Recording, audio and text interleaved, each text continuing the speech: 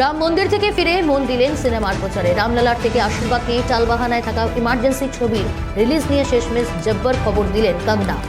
Social মিডিয়ায় ইন্দিরার অবতারে emergency ছবির নতুন পোস্টার প্রকাশ্যে এনে দিলেন নতুন খবর।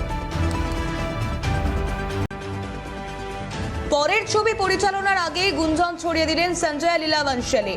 রাম মন্দির কাজ প্রায় শেষের পথে, এরই মাঝে পরিচালক জানালেন তার পরবর্তী ছবি তারকা খচিত। এজেন্ট বিনোদ এবং টাশান ছবির পর 12 বছর কেটেছে। আবারও নাকি এক পর্দায় আসছেন সৈফ আলী খান ও করিনা কাপুর। একটি সংবাদ মাধ্যমে দেওয়া সাক্ষাৎকারে নতুন প্রজেক্ট নিয়ে মুখ খুলেছেন সৈফ। গুরুতর অসুস্থ সৈফ আলী খান তড়িঘড়ি হাসপাতালে ভর্তি। নবাব পুত্র সূত্রের খবর, হাঁটু এবং কাঁধ ভেঙে গিয়েছে। তবে কিভাবে এত গুরুতর আঘাত লাগলো অভিনেতার তা স্পষ্ট হয়নি।